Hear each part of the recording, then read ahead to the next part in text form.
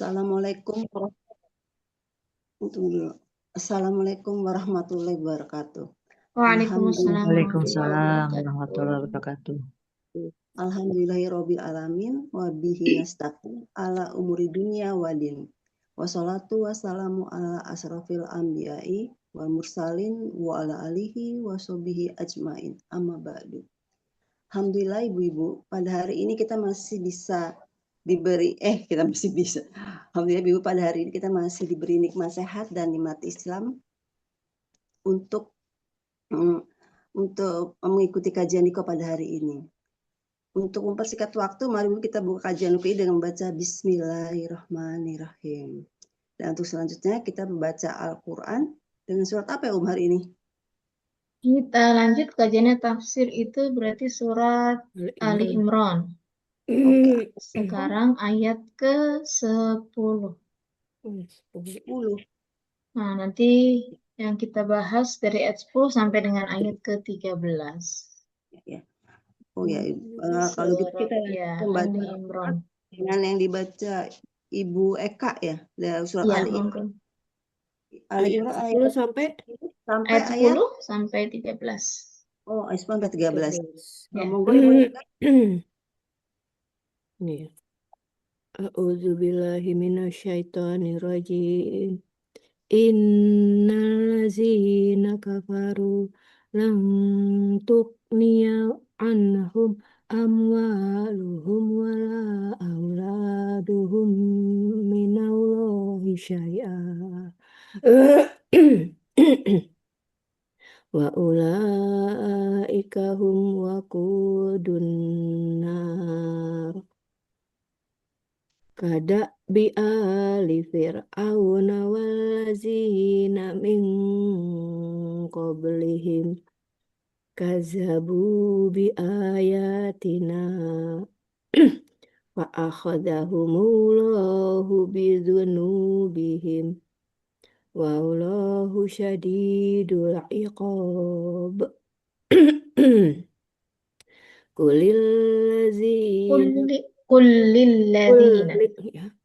Kullilladzina kafaru satuqlabuna wa tuhsyaruna ila jahannam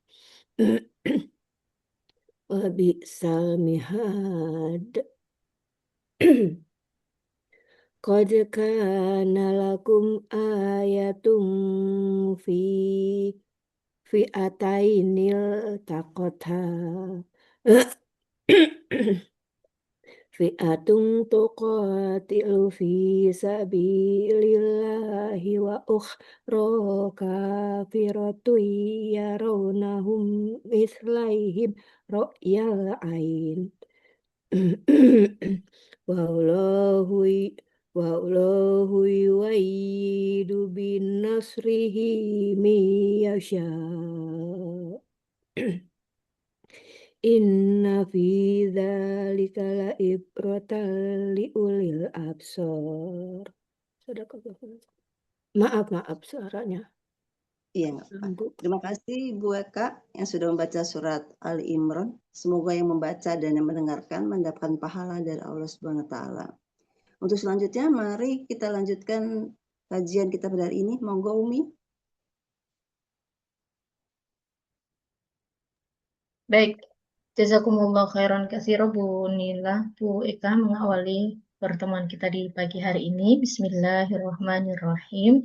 Assalamualaikum warahmatullahi wabarakatuh.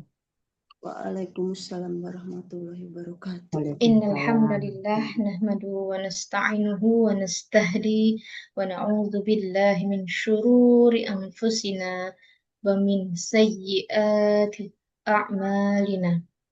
May yahdihillah fahuwal muhtad wa may yudlil falan tajida lahu waliyyan mursyida.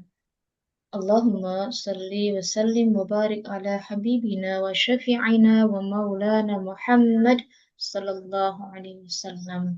Allahumma ya muqallibal qulub tsabbit qulubana ala dinik wa ya musarrifal qulub sarrif qulubana ala ta'atik.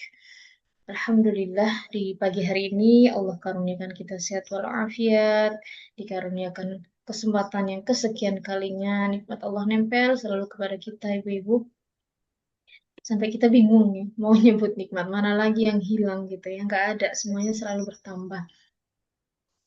Sebagai ungkapan syukur kita berdoa kepada Allah Subhanahu wa taala, ya muqallibal qulub, wahai zat yang membolak-balikan hati, sabbit qulubana ala dinik, tetapkan hati kami dalam agamamu, wa ya musarrifal qulub, wahai zat yang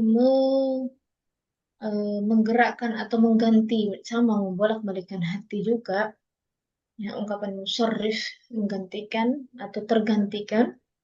Sarif qulubana ala ta'atik. Tetapkanlah hati kami ini, amal kami dalam ketaatan kepadamu. Kita meminta kepada Allah ketetapan hati, baik dalam keadaan lapang maupun dalam keadaan sempit, baik dalam keadaan sehat maupun sakit, ya, dalam keadaan bahagia maupun dalam keadaan sedih. Kita meminta kepada Allah hati yang senantiasa lapang dalam beramal soleh. Kemudian kita meminta ketetapan hati agar keyakinan kita kepada Allah, keimanan kita kepada Allah itu tetap hingga ajal kita menjemput. Kenapa demikian? Karena hati itu berbolak-balik gitu. Allah lah yang menggenggam. Ya, hati kita itu ada dalam sebuah ungkapan dalam hadis Rasulullah SAW. Beliau mengatakan, sesungguhnya hati manusia seluruhnya, hati kita itu seluruhnya berada di antara jari jemarinya Ar-Rahman.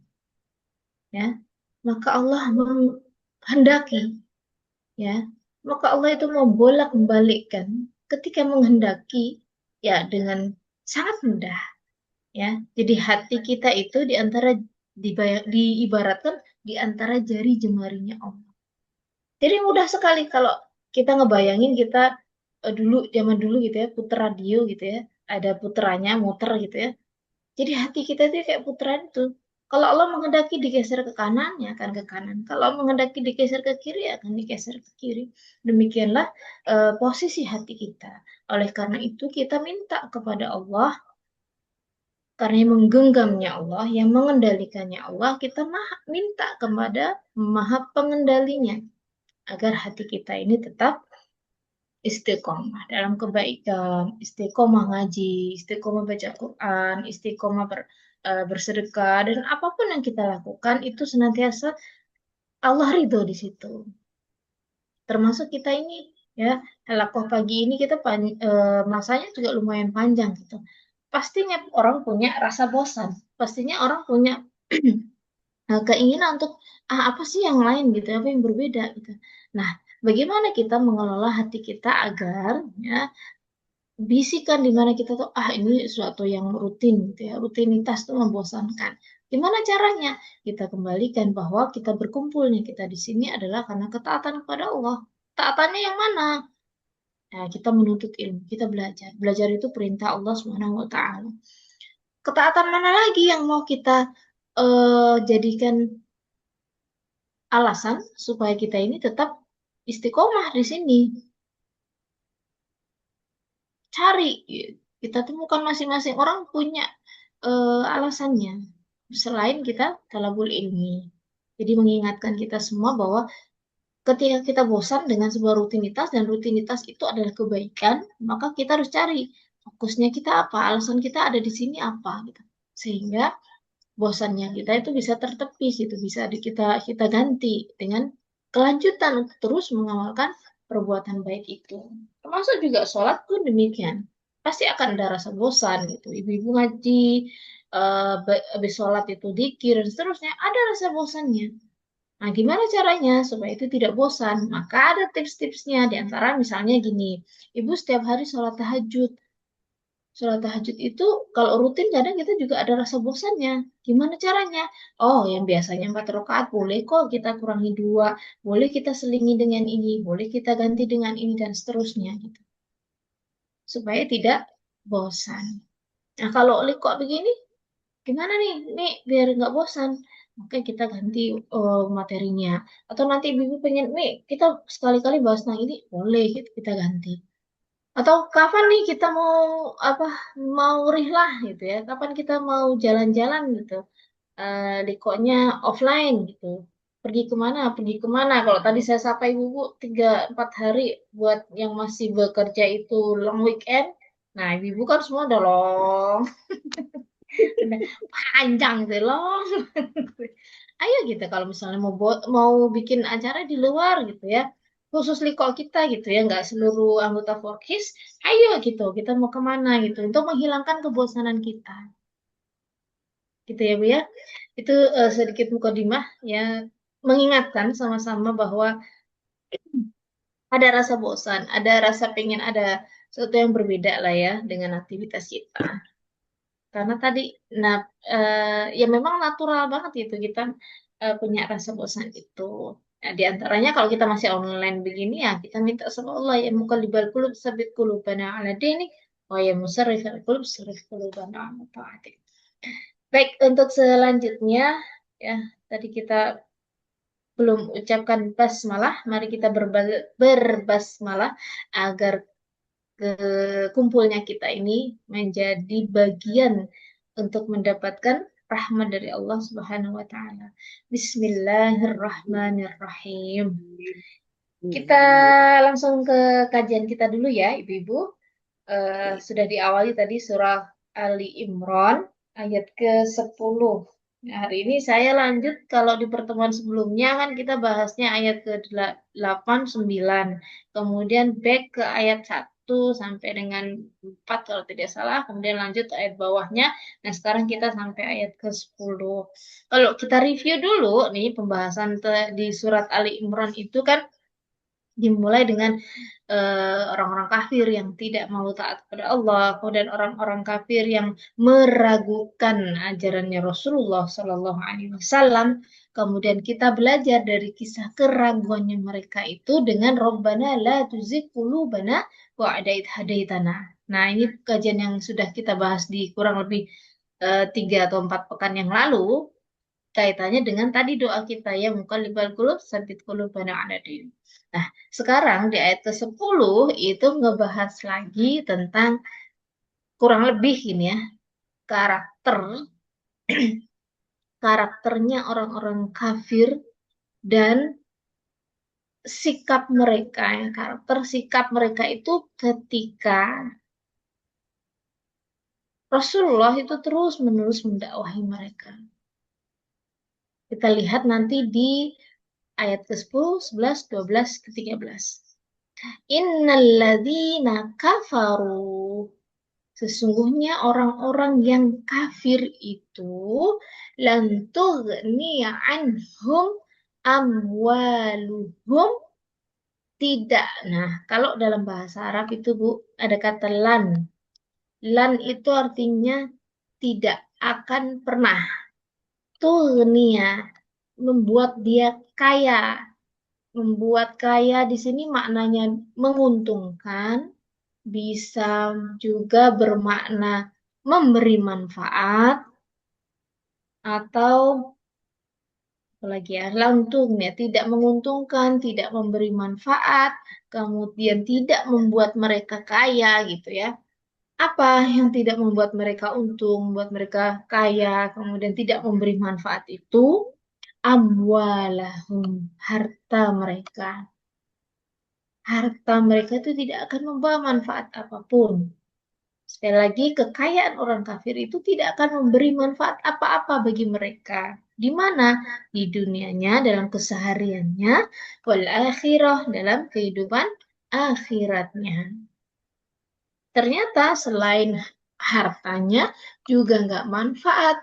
Auladuhum, anak-anak mereka itu nggak akan membawa manfaat apa-apa untuk mereka. Baik dalam kehidupan dunia maupun dalam kehidupan akhiratnya. Kalau di ayat ini khusus untuk kehidupan akhiratnya, apa? Ketidakmanfaatan anak dan harta mereka minallahi syai'a. Mereka itu tidak bisa, mereka itu artinya hartanya, kemudian anak keturunannya itu tidak bisa menyelamatkan mereka, tidak mampu menghalangi mereka dari siksaan Allah Subhanahu wa taala. Kenapa ayat ini dinyatakan demikian? Kasusnya apa? Kondisinya apa? Nah, ini kita belajar tentang asbabun nuzul. Ya, jadi asbabun nuzul ayat ini kita lihat di ayat ke-11. Jadi saling keterkaitan ayat 10 sampai 13-nya.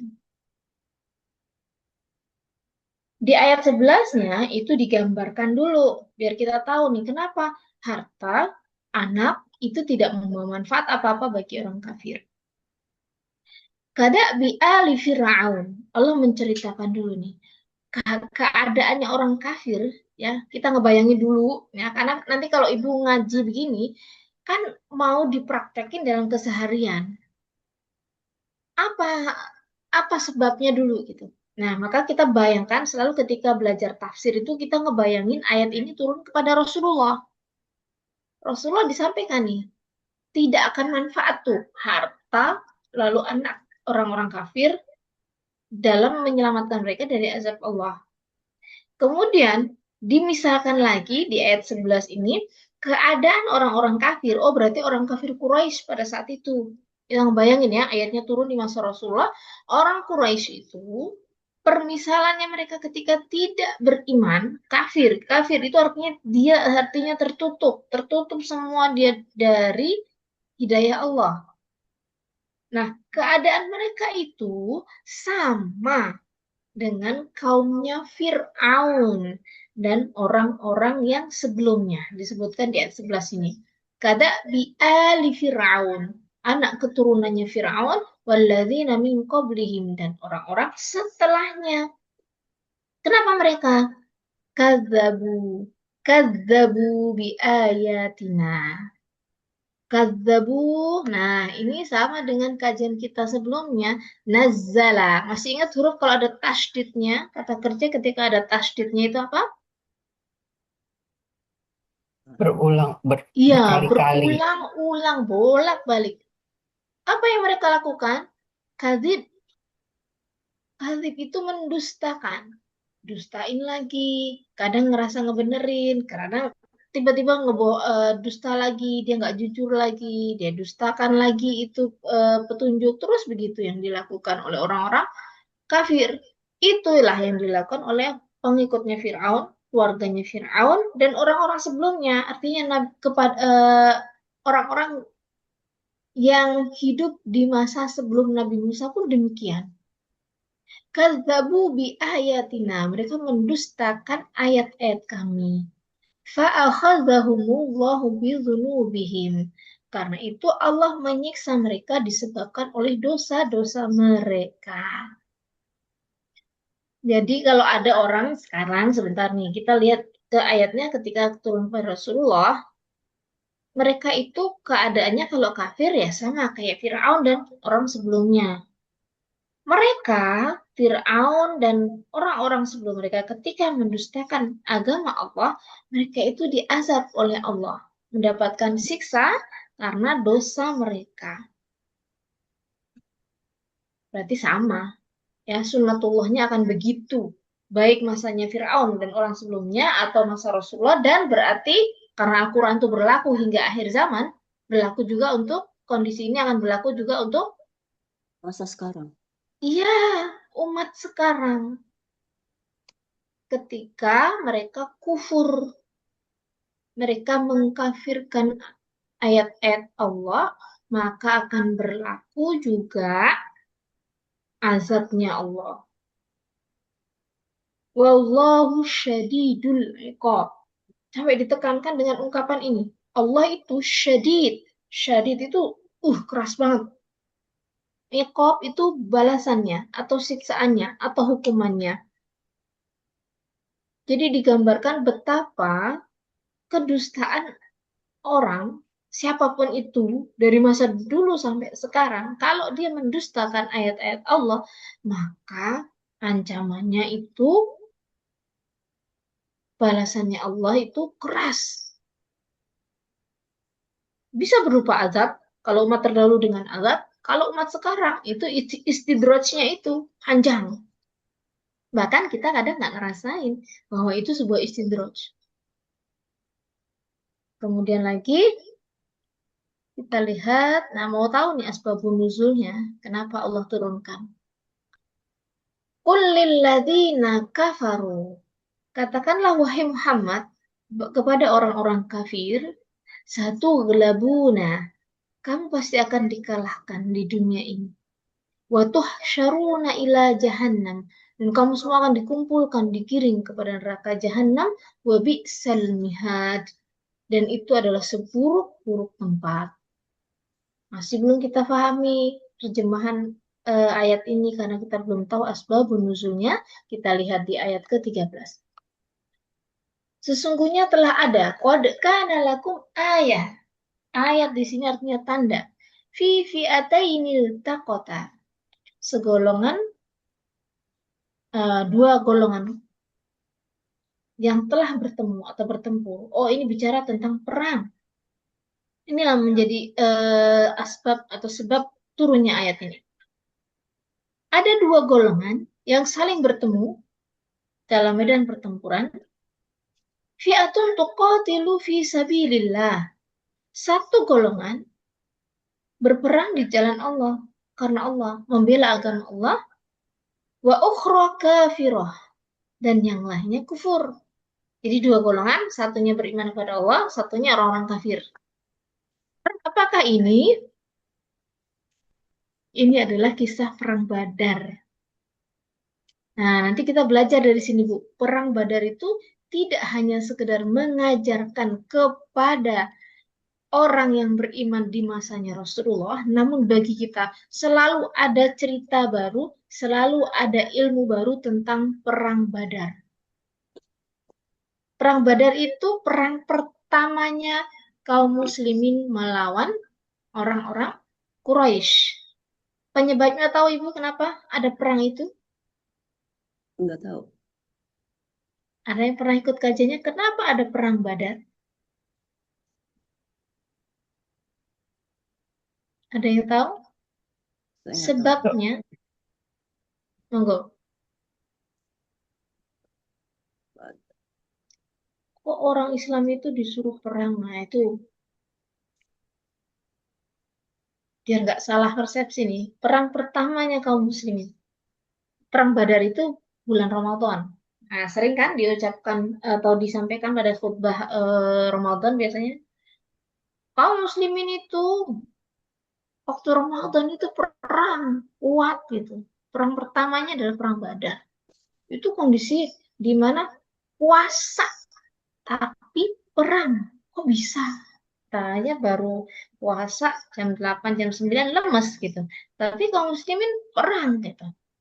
Nah, penyebabnya adalah Perampasan kondisi perdagangan, ya dagang. kan? Jadi seorang muslim dagang kayak orang dagang gitu loh, Bu. Dagang, lalu dagangannya dicegat. Pencegatan. Transaksi bisnis. Nah, hubungan antar manusia nih. Ada seorang muslim, kemudian kafilahnya orang kafir itu Abu Sufyan itu kafilah yang paling besar. Dihalangin itu. Nah, itu terjadi ketegangan gitu ya, orang bisnis, ya. Kemudian terjadi ketegangan, kemudian yang disentuh adalah bukan karena perdagangannya, tapi karena akidahnya. Nah, disitulah kemudian terjadi perang Badar. Nah, perang Badar itu jumlah kaum muslimin belum sebanyak perang Uhud, perang-perang yang lain. Berapa perbandingannya? Aduh. Ada yang ingat kisah perang Badar? Berapa perbandingannya?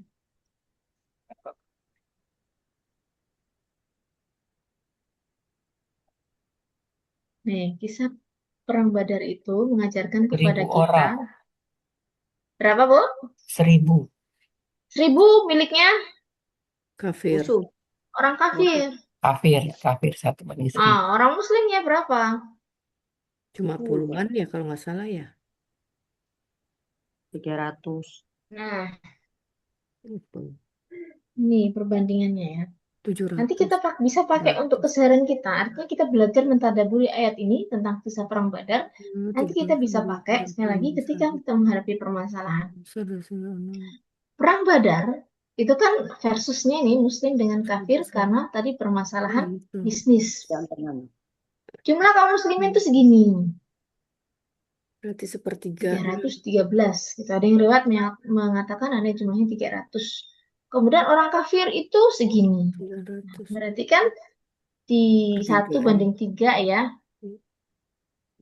Bisa kebayang ya, orang jumlahnya cuma segini, ngadepin hampir 1000. 1:3. Berarti satu muslim itu harus melawan 3 orang kafir. Nah, kita lihat dulu dari hitungannya dulu ya.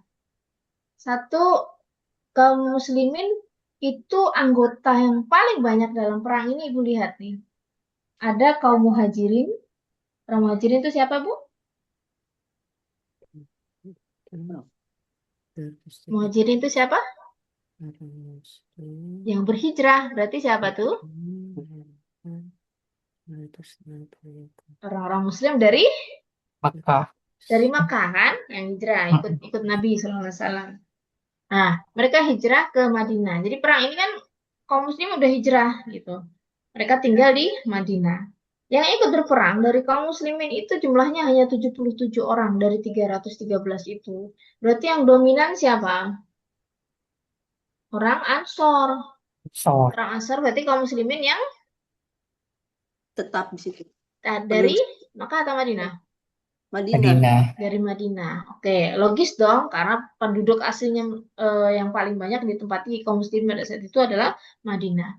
Kaum Ansor jumlahnya itu lebih banyak dari kaum Muhajirin. Sa'ad bin Abi Waqqas itu yang memimpin. Kemudian dari kaum Muhajirin Ali bin Abi Thalib. Dalam segi jumlah saja, perang pertama yang terjadi di antara kaum muslimin itu pendukung terbesarnya adalah orang Ansor atau Muhajirin? Ansor. Ansor. Ansor. Ini ya dari segi jumlah ini di masa perang setelahnya gitu ya, terutama ini pada saat perang Badar itu kan nanti kaum muslimin itu kan menang ya, menang. Orang perang itu kalau menang pasti dapat ghanimah secara otomatis, nggak dicari pun pasti dapat itu. Apa itu? Rampasan perang, ghanimah, harta rampasan perang. Ketika menang, Rasulullah itu membagikan harta rampasan perang itu yang paling banyak. Logikanya siapa? Ansor. Ansor. Karena paling banyak. Tapi kalau ternyata Rasulullah itu ngasihnya yang banyak itu bukan ke kaum Ansor, pada kontribusi mereka paling besar. Mereka membaginya, Rasulullah itu baginya persentasenya itu paling banyak itu kepada kaum Muhajirin. Akhirnya kaum Ansor ya protes lah. Logis, manusia udah bantu kontribusi banyak, kok dapat bagiannya kecil. Nah, itu pernah tuh terjadi kan kondisi di mana Rasulullah tuh nggak ngasih orang Ansor itu dengan persentase lebih besar, padahal kontribusi mereka paling besar. Untuk apa ternyata? Rasulullah ingin mengajarkan bahwa dalam beramal itu keikhlasan yang harus didahulukan. Rasulullah ketika orang Ansor itu protes dengan persentase ghanimah yang lebih sedikit daripada kaum Muhajirin, beliau mengatakan, dulu kalian itu kafir. Ketika aku datang kepada kalian, Allah memberikan petunjuk kepada kalian sehingga kalian beriman. Apakah itu nilainya, nilai keimanan itu lebih murah daripada harta rampasan perang? Nah, ketika Rasulullah menyampaikan itu, mereka tuh udah diam, speechless pokoknya. Kenapa? Karena yang lebih berharga bukan harta rampasan perang, tapi kehadirannya Rasulullah di hadapan mereka. Itu jauh lebih mulia, lebih berharga daripada harta. Iya benar. Jadi Rasulullah ingin menguji bahwa kaum Ansor ini beriman, mendapatkan hidayah dari Allah itu karena kehadirannya Rasulullah di hadapan mereka. Jadi tidak boleh menilai dari segi Kan lagi nggak sholat kakak. materinya itu, gitu. Ini bicara tentang kaum muhajirin dan ansor dengan tadi kita lihat ketika perang Badar, persentase mereka banyakkan kaum ansor. Perjuangan kaum ansor juga luar biasa. Kemudian kita lihat dari perbekalannya. Jumlahnya segini, kalau perbekalannya segini masih dalam tanda kutip wajar. Kan masukannya nggak banyak. Kemudian kesyahidannya ketika perang itu yang wafat ada 14. 6 dari kaum muhajirin dan 8 dari kaum ansor. Berarti berapa tuh? 313 yang wafat 14. Berapa persen? Nggak nyampe 10%. Ya kan? Nggak nyampe 10%. Hanya kurang lebih berapa tuh? 5-6%. Ya, yang syahidnya. Kemudian orang-orang kafir. Orang-orang kafir itu jumlahnya tadi 3 kali lipat. 3 kali lipat daripada orang mukmin. Bayangkan sejumlah ini. Tapi ternyata Allah SWT ingin mengajarkan kepada kita tentang kisah Badar ini adalah jumlah, ya, jumlah itu bukan standar kemenangan. Jumlah bukan standar kemenangan. Karena kita lihat di ayat yang tadi. Mana tadi ayatnya?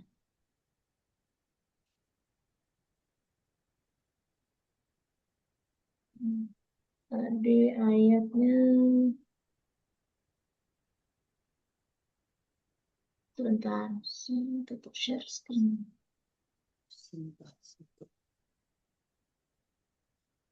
Saya pindahkan langsung dari sini dulu.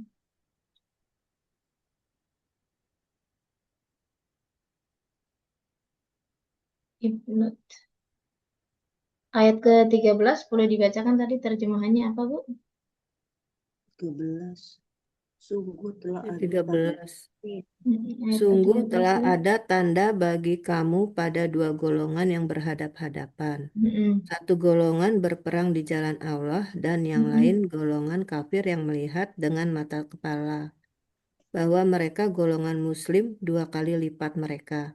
Allah menguatkan dengan pertolongannya bagi siapa yang Dia kehendaki. Sungguh pada yang demikian itu terdapat pelajaran bagi orang-orang yang mempunyai penglihatan atau Oke. mata hati. Baik. Di ayat ke-13 dikatakan, ya, nih, dua golongan tadi ya, Ansor bersama dengan kaum Muhajirin, kemudian ketemu orang kafir itu dalam lembah Badar. Mereka itu satunya beriman, satunya kafir. Tadi saya sampaikan, pelajaran berharga adalah jumlah tidak menentukan sebuah kemenangan. Jumlah tidak menentukan kemenangan dari kisah Badar. Berarti kalau kita aplikasikan dalam amal kita sehari-hari, ibu-ibu, ini bukan apa, bukan tafsir letter ayat ini gitu ya, tapi kita bisa mengaplikasikan bahwa jumlah itu tidak menentukan kemenangan. Ini bisa kita pakai dalam urusan keseharian kita. Contohnya gini, harta yang banyak tidak menentukan kesuksesan seseorang. Anak yang banyak tidak pula menentukan kesuksesan seseorang. Pekerjaan yang mapan itu tidak menentukan kesuksesan seseorang. Jadi segala yang lebih itu bukan menjadi penentu kemenangan. Amal yang banyak pun itu bukan penentu seorang itu masuk surga. Iya benar. Nah, kita nggak berhenti di situ ya. Nanti kalau berhenti di situ, nanti kita nggak mau sholat banyak gitu ya, nggak mau sholat sunnah, nggak mau sholat tahajud, itu bukan. Ya, jadi kisah tentang perang Badar itu satu mengajarkan yang besar itu bukan penentu sebuah kemenangan. Modal yang besar bukan penentu sebuah keuntungan yang banyak. Kita lihat ya. Yang satu nih, modal yang berarti penyebab kesuksesan itu penyebabnya adalah satu, perang Badar itu kaum muslimin dengan jumlah yang sedikit mengalahkan jumlah yang banyak. Itu modalnya adalah satu, fi'atun tuqatilu fi sabilillah. Ya, jadi faktor pertamanya adalah kaum yang ini, nah dua golongan segolongannya berperang di jalan Allah. Nah, satunya melakukan pembelaan berperang melawan orang kafir itu karena Allah. Jadi kuncinya adalah modal yang banyak itu akan menjadi sebuah kesuksesan kalau dia disupport dengan satu, iman kepada Allah. Kaum muslimin dalam perang Badar jumlahnya sedikit, tapi mereka menang karena jihadnya di jalan Allah. Karena niatnya karena Allah. Nah, ini kita bahas yang kemarin tuh. Jadi niat ikhlas itu menjadikan seseorang itu dekat sama Allah sehingga kemenangan itu fathum minallahi, nasrum minallahi wa fathum qarib. Kemenangan itu dari Allah, wa fathum qarib, dan kejayaan itu atau ke apa namanya? Pertolongan Allah itu dekat dan kemenangan itu adalah dekat. Nasrum minallah, dan eh, pertolongan itu dari Allah, wa fathum qarib, dan kemenangan itu dekat banget. Oleh karena itu, nah saya bilang tadi, kalau mau setiap urusan kita dimudahkan sama Allah, bukan, sekali lagi bukan karena kita tuh punya modal banyak, tapi kedekatan kita kepada Allah itu yang kudu kuat. Sebagaimana sahabat Nabi tadi. Dalam perang Badar itu jumlah mereka sedikit, itu bisa menggetarkan musuh yang jumlahnya 3 kali lipat di atas mereka. Kalau kita punya masalah nih sekarang, berarti kuatkan keyakinan kita kepada Allah, sehingga ketakutan yang ada di diri kita itu yang kita anggap ketakutan yang luar biasa, itu terkalahkan. Karena keyakinan kita kepada Allah. Nah, kemudian kita lihat masih di ayat ke-13, kan golongan yang kedua tadi orang kafir itu ya mereka berperang karena urusan dunianya, karena bisnisnya mereka, karena jalur perdagangan mereka itu terganggu oleh kaum muslimin, dan ke kesombongan mereka bahwa nih pengikutnya Muhammad itu begini-begini dan seterusnya, sehingga menghalangi mereka untuk beriman kepada ayat-ayat Allah, beriman kepada petunjuknya Allah, menghalangi mereka untuk mau mengakui bahwa Muhammad SAW adalah seorang nabi dan rasul Allah yang diutus untuk mereka. Sehingga kondisinya, Ibu, dalam perang Badar itu digambarkan seakan-akan ya, seakan-akan orang muslimin itu 2 kali jumlah mereka. Yarawnahum mislaihim ra'yal ain. Di ayat ini dikatakan, di ayat ke-13, seakan-akan orang muslim itu jumlahnya 2 kali jumlah orang kafir.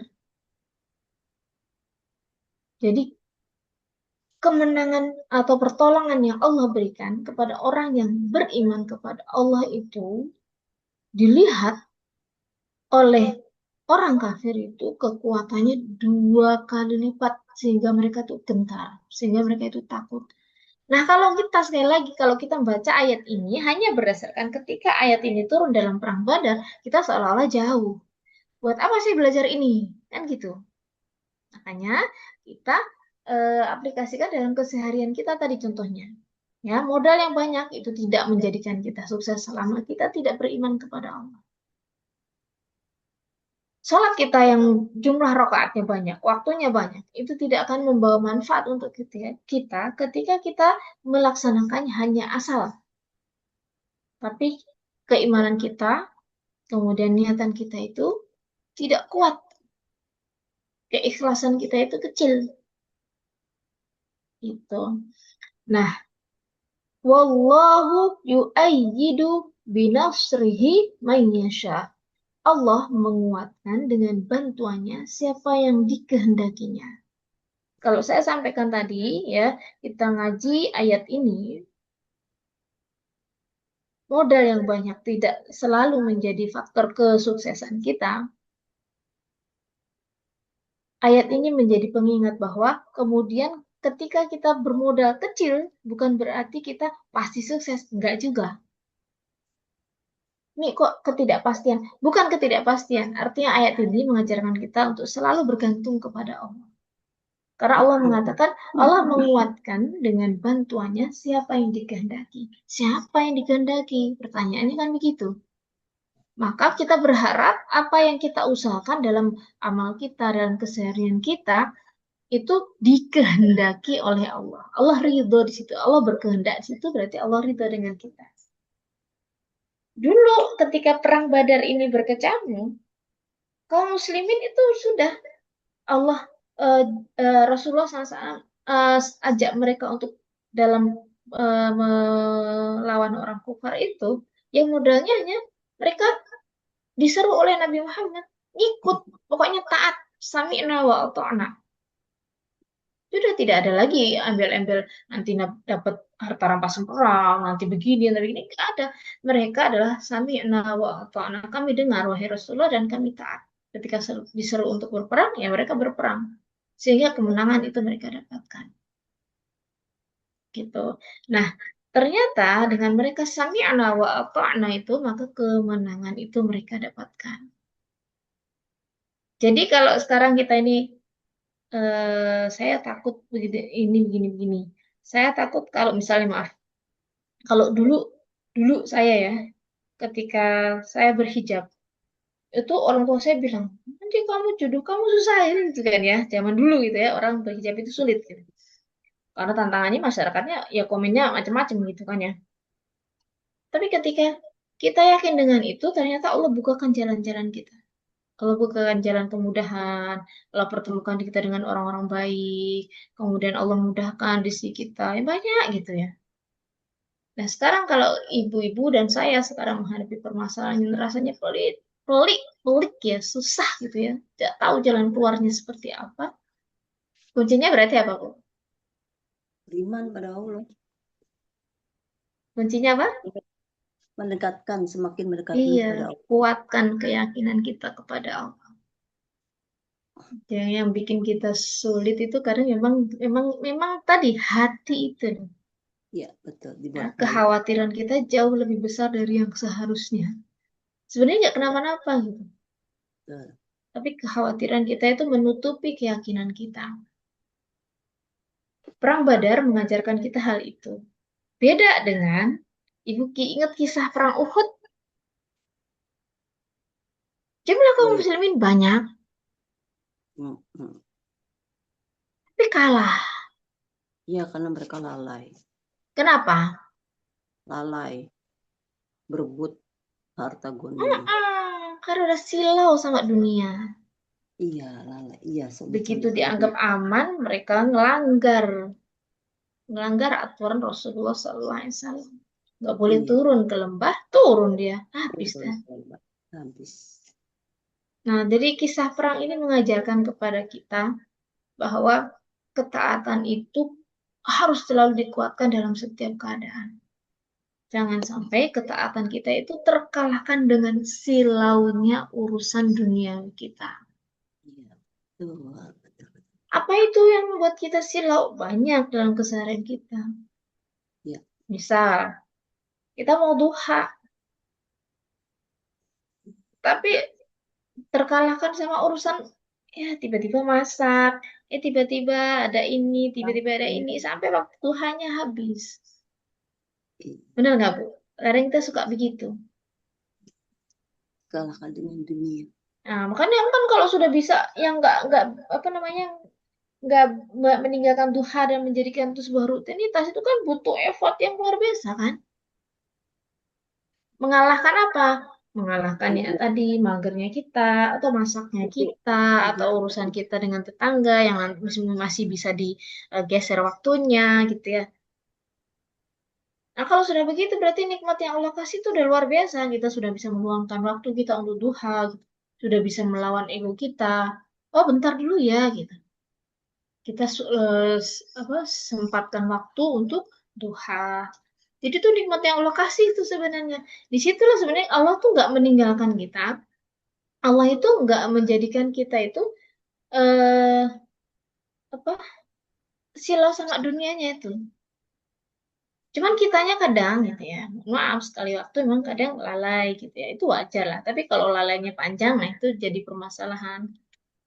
Itu contoh duha. Contoh yang lain ngaji. Banyak lah keseharian kita kan semuanya isinya adalah ibadah. Isinya adalah amal soleh kita.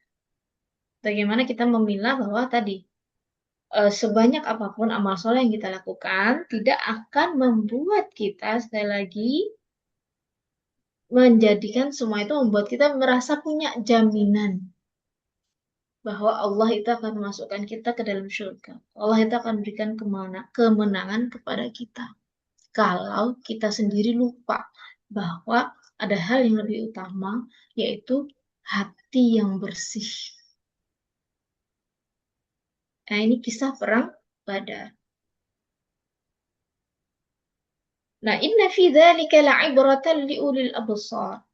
Nah, yang demikian itu adalah pelajaran bagi orang-orang yang mempunyai mata hati itu. Akhir ayatnya mengatakan demikian. Yang punya mata hati. Nah, kalau kita sebut kata mata hati, ulil absar, ya, punya mata hati itu artinya hatinya kan berarti punya mata gitu ya. Istilah Indonesia gitu. Hatinya punya mata. Artinya apa? Hatinya jeli. Hatinya nggak lalai. Ayat ini turun menceritakan tentang kisah Badar. Bagi kita, perang Badar itu masanya sudah jauh 1500 tahun lebih gitu. Tapi kita selalu dapat ibrohnya. Bagi siapa kita itu? Ketika kita punya mata hati yang bersih, punya mata hati yang jernih. Ini pelajaran dari kisah Badar. Nah, asbabun nuzulnya kan tadi mau bahasnya asbabun nuzul dari ayat ke 10, 11, 12. Nah, ayat ini Allah turunkan dalam tafsirnya ayat ke 10, 11. 12, 13. Asbabun nuzulnya adalah tentang Badar. Apa yang terjadi? Dalam perang Badar, ini kan pembuktian. Ya, perang Badar itu kan pembuktian iman. Nih, kaum muslimin ketika di sini di Muhajirin dan Ansor. Kemudian kaum muslimin ini karena kaum muslimin itu ketika perang Badar itu posisi sudah di Madinah. Nah, Madinah ini kita tahu bahwa Madinah itu tempatnya orang-orang Ansor. siapa, Bu? Ansor. Iya, orang Ansor. Tapi sebagian yang dominan di Madinah itu adalah orang-orang Yahudi, Bu. Oh, Jadi kalau di Mekah itu orang-orang kafir Quraisy, kalau di Madinah itu Yahudi. Makanya nanti ayat-ayat Madaniyah, ayat-ayat yang turun setelah Nabi Hijrah, ayat-ayat Madaniyah, itu akan berbicara banyak tentang karakternya orang Yahudi. Nah, orang-orang Yahudi itu banyak di sini kabilahnya. Ada Bani. Bani itu ya berarti keturunannya Bani Quraidah, Bani Nadir. Ini banyak. Yang paling besar itu ada 4. Bani Qainuqa. Nah, ini mereka ketika perang Badar itu mereka belum ikut. Mereka kan mereka masih kafir, orang Yahudi ini. Ini mereka masih kafir. Mereka nggak ikut perang. Tapi kita tahu bahwa orang-orang Yahudi itu beriman sama apa, Bu? sembah Orang-orang Yahudi beriman sama? Taurat. Iya, beriman sama Taurat. Taurat dan Injil bahkan. ketika mereka melihat perang Badar. Perang Badar, kaum muslimin menang. Muslimnya menang. Orang muslim menang. Mereka sama-sama di Madinah. Mereka mendapat kabar bahwa kaum muslim menang. Yang dilakukan oleh mereka pertama kali adalah gini. Segolongan kaum ini mengatakan, wah, Muhammad dan pengikutnya menang. Padahal jumlah mereka 1:3. Berarti benar. Kata pembesar Yahudi, berarti benar bahwa Muhammad itu Utusan Allah. utusan Allah, benar. Mereka itu utusan Allah. Ini Muhammad itu utusan Allah. Logika kita nggak masuk 1:3 menang 1. Iya. Oh, berarti mereka itu menang. Dan mereka berarti golongan yang benar, kata pemuka-pemuka Yahudinya. Dah, karena sudah berkesimpulan demikian, maka logikanya mereka akan masuk Muslim. Muslim, jadi masuk Islam kan, ya akan jadi Muslim kan? Ya. Orang udah ada bukti nyata kok bahwa Muhammad itu mendapatkan kemenangan dengan jumlah yang sedikit. Maka mereka mengatakan bahwa Muhammad itu benar, dia seorang nabi dan rasul. Tanda-tandanya, ciri-cirinya itu sudah ada itu di Taurat dan Injil. Ayo kita masuk Islam. Tapi yang dilakukan oleh sebagian dari mereka bilang apa? Tahan. Jangan langsung. Jangan kamu menyimpulkan kamu mau percaya dengan agama mereka, kamu mau masuk Islam. Tahan dulu. Setelah mereka mengatakan demikian, mereka berprinsip gini. Ayo kita untuk membuktikan kebenaran Muhammad dan Nabi Rasul dan pengikutnya itu benar-benar mendapatkan pertolongan dari Allah. Yuk kita tantang mereka. Nah, jadi mereka itu nggak sekonyong-konyongnya ya mengakui bahwa Nabi Muhammad itu seorang utusan. Mereka itu masih ada kesombongannya, Bu. Jadi mereka mengatakan, ayo kita tantang mereka.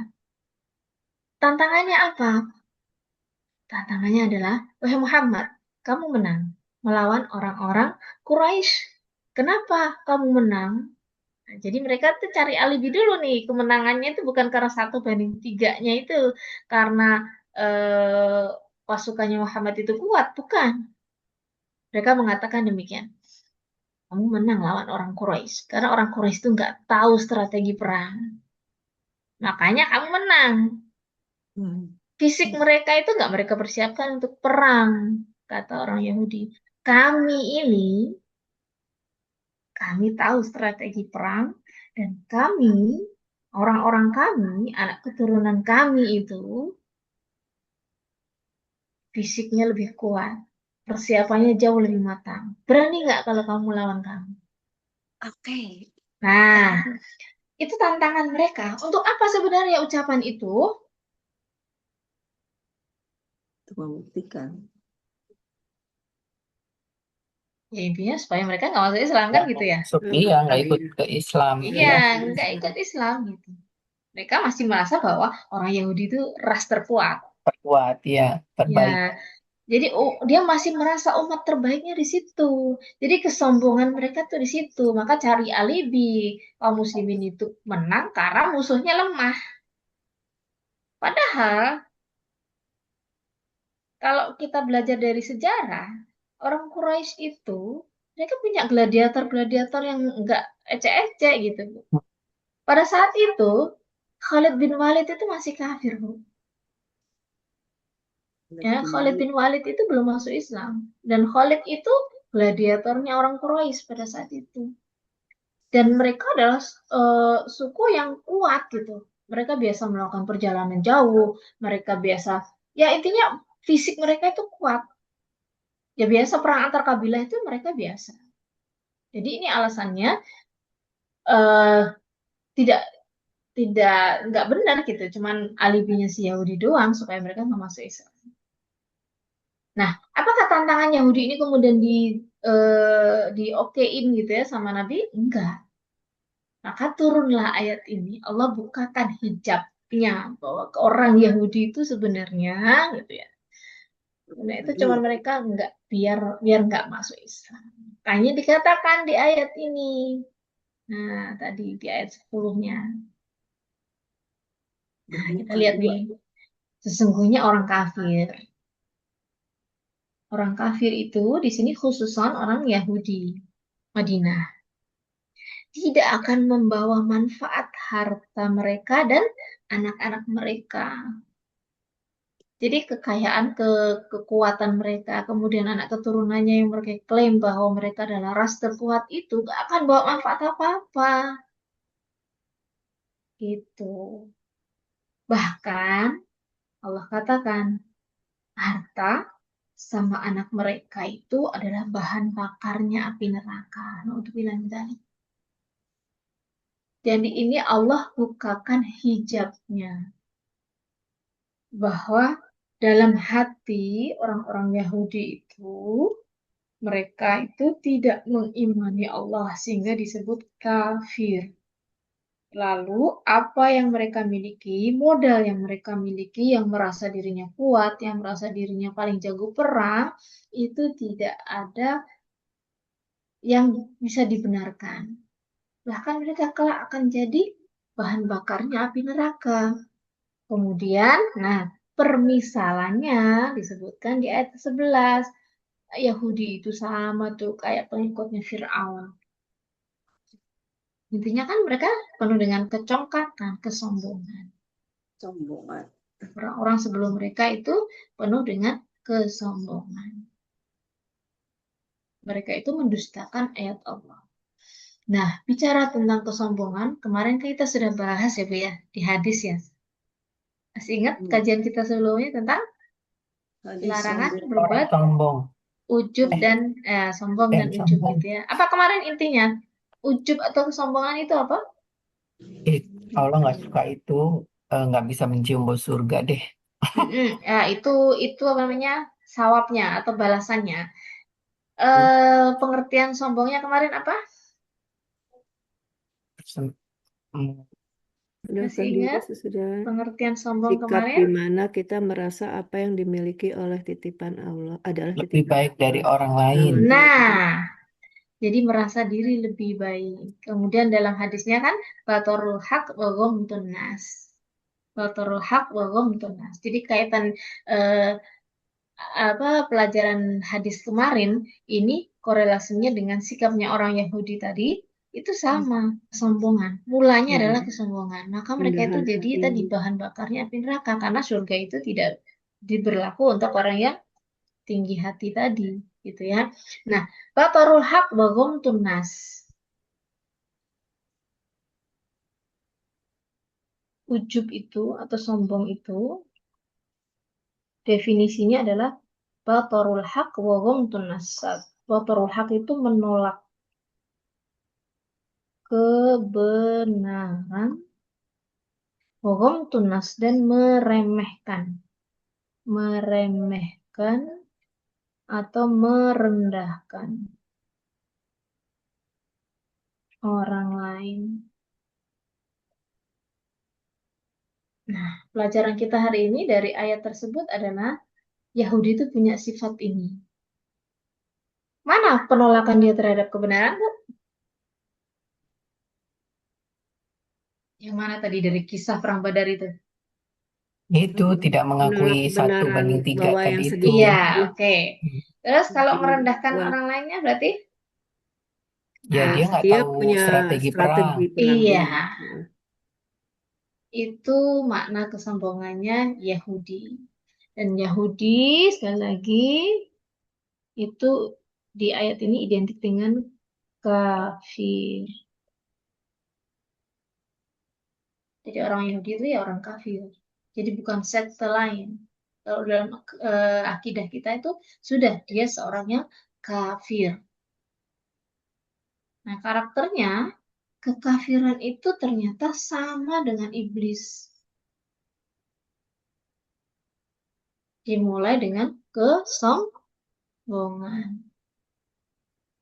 Nah, kita mau belajar sekali lagi pengingat buat kita semua bahwa sombong itu tipis, Bu.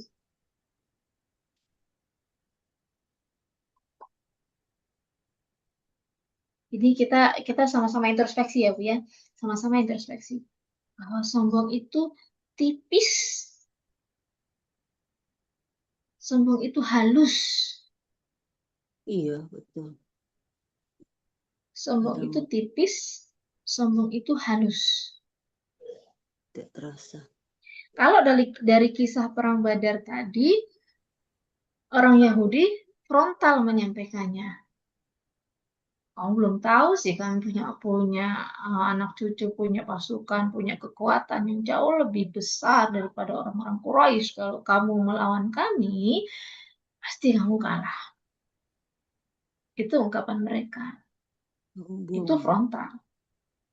Nah, bagi kita, Ibu-ibu, bisa jadi dalam keseharian kita ada sifat sombong yang tidak sefrontal Yahudi. Tapi dia tipis. Tipis banget.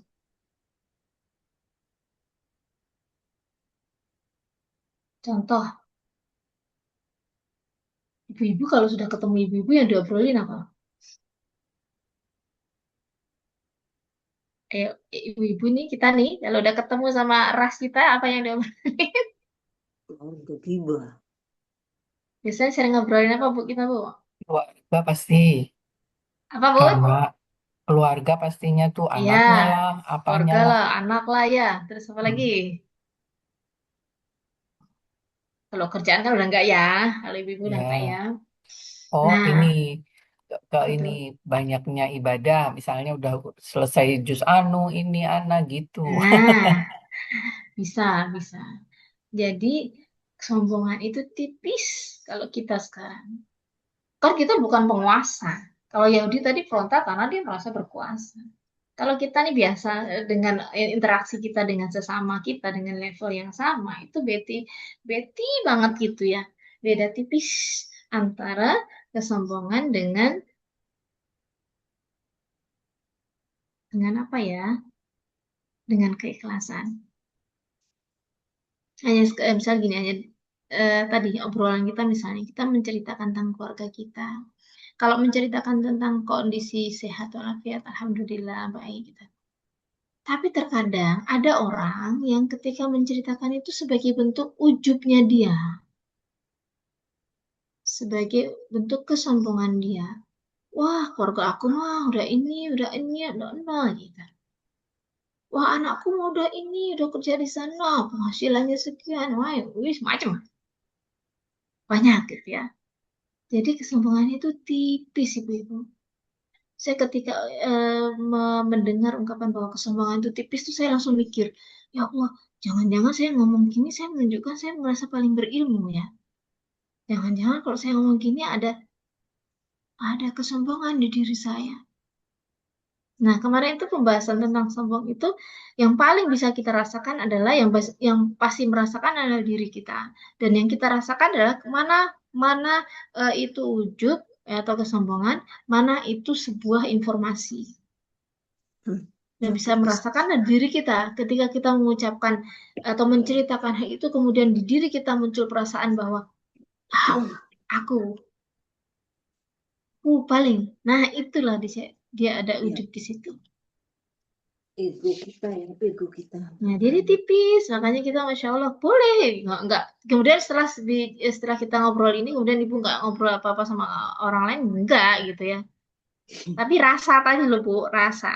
Ini kan ada di hati ya, rasa itu loh. Jadi kemarin tipsnya apa supaya kita tidak merasakan sesuatu yang kita sampaikan itu bentuk kesombongan? Tipsnya apa kemarin? Istighfar.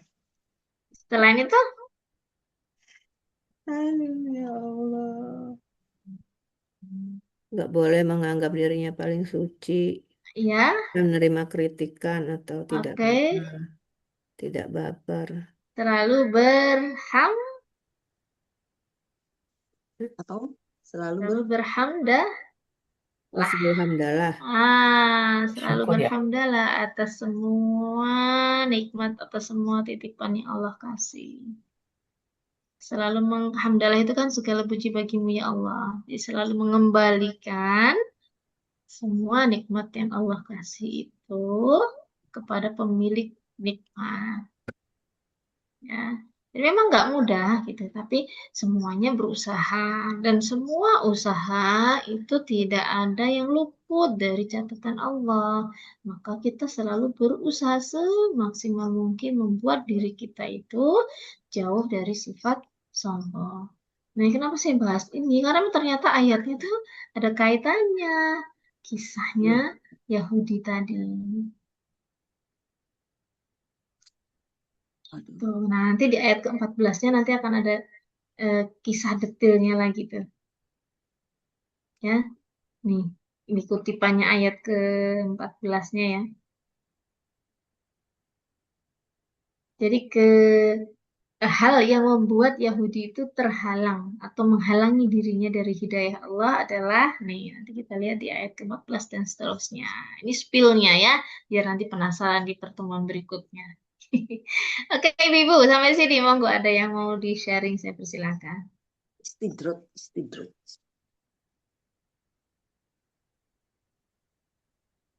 Ih, ngeri. Silakan Ibu, kalau ada yang mau sharing. Semakin banyak ilmu, semakin susah beramal atau semakin mudah ini? Makin takut. Rasanya itu, Mi. Rasanya yang mengkhawatirkan. Rasanya ya, rasanya Abang juga punya rasa kan? Nah, takut salah, kayak takut. ketakutan kita. Takut itu artinya takwa, Bu. Ya, takwa itu artinya takut gitu ya. Jadi ada ketakutan, berarti ada ketakwaan di diri kita. Kalau kita ragunya biasa, berarti nggak ada rasa. Ya Allah, nggak dapat apa-apa gitu, karena nggak ada rasa di situ. Makin berhati-hati untuk berbicara. Ya, jadi butuh kehati-hatian. Gini, semakin banyak berilmu itu, semakin banyak hal yang kita tahu, bukan kemudian menjadikan kita gini. Ya nggak usah taklim lagi nih, nggak usah nikah lagi nih. Makin banyak, makin rumit gitu. Makin ngerasa kecil. Nah, jadi kita niatkan gini, Ibu. Semua ilmu yang kita dapatkan, informasi apapun yang kita peroleh, itu kelak akan menjadi hujah kita di hadapan Allah. Menjadi hujah kita di hadapan Allah. Hujah itu artinya menjadi alasan kita ketika nanti kita dihisab oleh Allah. Ya Allah, aku sudah tahu ilmunya ya Allah. Aku berusaha ya Allah. Beda dengan yang nggak tahu. Kalau nggak tahu, nanti di hadapan Allah ditanya, kenapa kamu masih begitu? Ya karena aku nggak ngaji, karena aku nggak nyari ilmu. Kenapa kamu nggak nyari ilmu kan gitu? Karena malas aku. Ya kan mau nggak mau gitu kan ya? Karena kemalasan kita. Nah, kalau kita tahu banyak ilmu, bukan berarti kemudian kita nggak beramal karena takutnya bukan, tapi menjadi hujah di hadapan Allah bahwa ya Allah, aku sudah berusaha dan Engkau tahu usahaku sebesar apa. Dan itu akan menjadi timbangan pemberat amal timbangan kita. Beda dengan yang tidak pernah tahu. Yang tidak pernah tahu justru Allah akan hisapnya dengan apa? Kayak gini, udah dikasih modal tapi nggak diapa-apain. Hancur. Sholat jamaah kosor pas pergi atau itu kan kita dikasih permudahan Allah ya, tapi suka orang Iya. kita bisa masukin 4 rakaatnya gini-gini itu ya. Nah, jadi kan sebenarnya ada hal yang sebenarnya mudah gitu. Iya. Kalau mungkin pas pembahasan kita saat ini karena kaitannya dengan hati, memang hati itu berat. Tapi dalam syariat Allah yang lain kita lihat betapa Allah sayangnya sama kita. Gitu. Jadi kita imbangi. Jadi fokusnya kita sekarang nggak cuman urusan hati. Memang urusan hati itu saya pun nggak bisa menguasai hati saya gitu.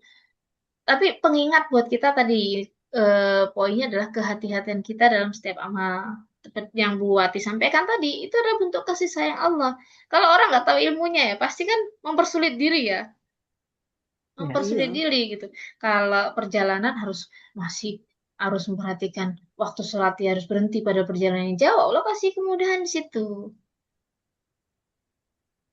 Tapi kemudahan itu contohnya tadi contoh rukhsah dalam sholat gitu ya. Kemudahan itu ternyata kalau kita tahu ilmunya ketika ibu umroh, ibu haji, kemudahan itu ternyata oh nggak boleh dipakai. Nah itu kan ilmu.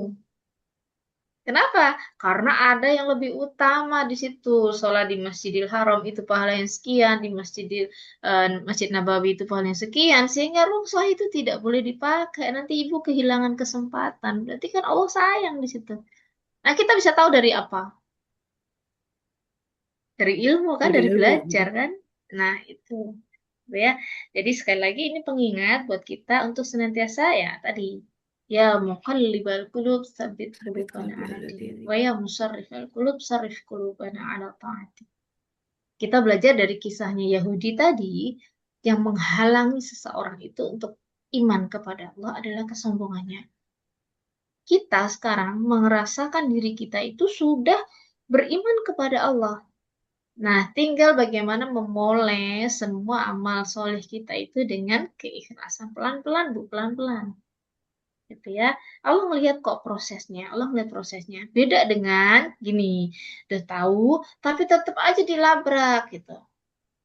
Misalnya Nah, udah tahu kita tadi belajar tentang, oh nggak boleh sombong. Sombong itu kategorinya ini. Terus upayanya supaya nggak sombong ini. Tapi nggak dipakai ilmunya sama sekali. Nah, itu akan berbeda sekali hasilnya gitu. Bisa dipahami, Ibu? Oke. Monggo sharing kalau ada masih ada yang mau disampaikan, Bu. Lagi mengamati aja orang-orang yang murtad itu berarti memang tidak membaca Qur'annya ya, Mi ya. Kalau ngelihat ayat-ayat gini kan serem banget ya. Iya, murtad itu kenapa bisa murtad ya? Ya banyak Merasa ya itu makin karena banyak nggak dosa. ya karena nggak nggak belajar itu sih kali ya, Mi ya. Atau belajarnya salah. Aku rasa wallahu belajarnya alam. Bahwa Makanya kan kita belajar gini jadi takut kan ya? Hmm. Penuh dengan takut, kehati-hatian kan ya. dari awal juga takut. Nah, makanya orang yang berbuat ah, semaunya itu kan berarti gak ada takutnya sama Allah kan gitu. Iya, betul. Sombong itu lagi soal kan ya. puasa. Iya, makanya ilmu itu, Bu, ilmu itu memang buat buat mengajarkan kita agar kita berhati-hati. Ibu bisa lihat nih, tadi kita obrolkan pertama itu di di di lingkungan kita ya. Kalau cukup besarnya itu negara kita, kalau yang memangku itu nggak berilmu, bahaya kita tuh kena kena dampaknya gitu. Maka bersyukur kita menjadi orang yang semangat untuk belajar itu. Supaya tadi mengendalikan diri kita, nggak semena-mena kita. Iya, benar. Kalau nggak ada ilmunya, nggak tahu ilmunya, minimal ya, minimal maaf, minimal nggak bisa eh, minimal misalnya dia tidak beriman, tapi kalau dia tahu ilmunya, maksudnya tidak beriman tuh misalnya dia Muslim tapi dia nggak beriman, Muslim tapi nggak sholat Tidak misalnya ya. menjalankan, tidak Tapi kalau menjalankan. dia tahu ilmunya, artinya hal yang gini loh, punya orang tuh punya punya rem bahwa saya nggak boleh semena-mena sama orang. Itu saja, rasa itu saja, itu bisa membuat Muslim yang lain tuh aman. Hmm. Nah, kalau orang sudah tidak punya rem di mana dia itu, saya nggak boleh merugikan orang, saya tidak boleh semena-mena sama orang. Ya, saya nggak boleh dolim lah intinya, nggak boleh dolim sama orang. Karena itu sebuah hal yang memang secara naluri kita sebagai manusia itu butuh hal itu gitu. Dalam tanda kutip orang nggak apa namanya, dia tidak Muslim, maksudnya orang dia berkeyakinan dengan agama lain, itu pasti ada ajarannya gitu. Jangan dolim. Karena kezaliman itu, masya Allah, kita jadi korbannya. Maka bekali diri kita dan anak keturunan kita itu dengan ilmu. Berharap ketika kita wafat, ilmu yang akan menuntun dia. Ilmu itu yang akan menjaga dia. Jadi setiap hari ibu-ibu yang di rumah masih ada anak-anaknya, masih di rumah ya, udah gede-gede anaknya. Tetap nasihat itu penting. Karena di situ ilmu. ketika kita wafat, kita bunyi suara kita tidak akan terdengar oleh mereka. Tapi apa yang kita sampaikan tuh masuk ke otak mereka. Dengan harapan itu jadi pengendali mereka. Itu yang kita harapkan demikian. Karena suara kita, sentuhan kita, itu tidak akan bertahan lama. Sampai usia kita selesai, ya sudah selesai. Tapi apa yang kita tanamkan, ilmu yang kita sampaikan itu akan menancap di hati mereka dan menjadi kendali buat mereka. Insya Allah kita berharapnya demikian. Ya, Ibu. Baik, cukup? Jam 7.15. Alhamdulillah. Alhamdulillah, Bu. Saya belum nyapa tadi. Bu Ningsih, Bu Ida, Bu Ati, sehat ya semuanya ya? Alhamdulillah. Bu Dewi kemana, Bu Dewi? Ada kabar? Belum, Nggak ada kabar. sudah di Gimana, Bu Dewi? WA, sudah di itu. Tidur Oh, kali. kok enggak? Tiduran mungkin. Lagi saya minum obat kali jadi bablas tidur. Ada ini, Bu Dewi ada konsumsi obat? Enggak, kali aja. Oh, iya, semalam kan masih ngobrol kita ya, Bu Ati ya, di grup ya. Nah sih semalam Terus kan 11 tuh. ngabar itu sampai jam berapa terus kan dikasih kuis sama Ustadz kita nyelesain sampai jam berapa aja. Aku juga tidurnya kemalaman itu karena Iya. habis itu lapar makan habis makan kan nggak boleh langsung tidur. Jadi termasuk Semerem. tunda. Akhirnya di kesiangan juga. Iya. Baik, semoga dimudahkan urusan Bu Dewi, nggak tahu belum Iya. berkabar ya. Terus Bu Hadi ya, kita doakan semoga Allah Iya, segera mudah-mudahan pulihkan. Ada yang sehat. sudah tahu kabar terakhirnya? Sudah di rumah atau bagaimana? Belum sih masih di sana kayak masih di tempat Katanya udah bisa duduk, Cuma udah udah boleh bisa duduk. duduk, iya. Udah boleh duduk, Alhamdulillah. Dari tiduran Tapi masih di sana, dirawat di sana. iya masih di tempat. Yang nemenin siapa, Bu? Gak tahu anaknya kali ya. Anaknya ya. Mungkin ya, saya nggak Daerah tahu. mana sih, Bu? Waduh, Cikeas ya? Cikeas bukan sih? Nangkrak. Bu Ningsih itu yang tahu, Bu Ningsih. Bu Ningsih nggak ada suara dari tadi malam. Bu Ningsih, halo. Yang ya Bu Ningsih di Bu Hadi di mana dirawatnya? Di pengobatan Haji Sulaiman, Haji Ulem. Daerah? Cikeas. gue sih suaranya bindeng Iya, gitu. Cikeas. Haji Ulem, Sulaiman. Daerah mana, Bu? Cikeas. Cikeas. Cikeas. Ini Bu mau nengokin, Bu? Belum ada lagi, Bu. Umi mau ke sana. Ya kalau memungkinkan, Cikeas itu kan lewat sini kan, Belakang, iya. Villa Nusa ke sana ya, Bu ya? Iya. Monggo kalau misalnya nanti ibu-ibu ada yang ini, saya ikut bareng. Ya, Om. Nanti kita ini Ya kan. coba nanti kita ini ya, tag Bu Hadinya ya. WA ya. Iya. Boleh Nanti ditengok. Boleh Ya. ditengok. Kemarin kan pada nengok. Siapa yang sudah ke sana selain Bu Ningsih sama Bu Dewi? Belum ada lagi sih kayaknya. Belum ada. Belum ada. Monggo nanti kalau misalnya bisa Bu memungkinkan untuk ditengok, ayo kita tengok. Iya, oke. Gitu ya. Baik Ibu-Ibu, kita cukupkan untuk pertemuan kita pagi ini. Kita tengadahkan kedua tangan kita, meminta kepada Allah ilmu yang manfaat, barokah waktu kita. A'udzubillahi minasyaitonirrajim. Bismillahirrahmanirrahim. Alhamdulillahi Rabbil Alamin, hamdan syakirin, hamdan na'imin, hamdan yuafi ni'amahu wa yukafi'u mazidah. Ya Rabbana lakal hamdu kama yanbaghi li jalali wajhikal karim wa li'azim sultanik. Allahumma salli wa sallim ala sayyidina Muhammadin wa ala alihi wa sahbihi wa barik wasallam. Allahumma a'inna ala dhikrika wa syukrika wa husni ibadatik. Allahumma a'inna ala dhikrika wa syukrika wa husni ibadatik. يا مقلب القلوب ثبت قلوبنا على دينك ويا مصرف القلوب صرف قلوبنا على طاعتك اللهم آت أنفسنا تقواها وزكيها وأنت خير من زكاها أنت وليها ومولاها يا رب العالمين ربنا هب لنا من أزواجنا وذرياتنا قرة أعين واجعلنا للمتقين إماما ربنا آتنا من لدنك رحمة وهيئ لنا من أمرنا رشدا اللهم انفعنا بما علمتنا وعلمنا ما ينفعنا ربنا آتنا في الدنيا حسنة وفي الآخرة حسنة وقنا عذاب النار وصلى الله على نبينا محمد وعلى آله وصحبه وبارك وسلم سبحان ربك رب العزة عما يصفون وسلام على المرسلين والحمد لله رب العالمين. Alhamdulillah. Aku lupa lihat astagfirullahaladzim. Saya kembalikan ke Bu Nila. Monggo Bu Nila. Ya, Bu. Jazakillah khair Umi untuk kajian liqa dan ilmunya pada hari ini.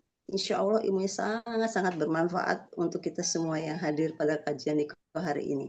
Mari Ibu-Ibu kita tutup pengajian kita hari ini dengan membaca kafarul majlis. Subhanakallahumma Subhanakallahumma wa bihamdika asyhadu an la ilaha illa anta astaghfiruka wa atubu ilaik. Makasih Mohon maaf lahir batin semuanya. Sama-sama.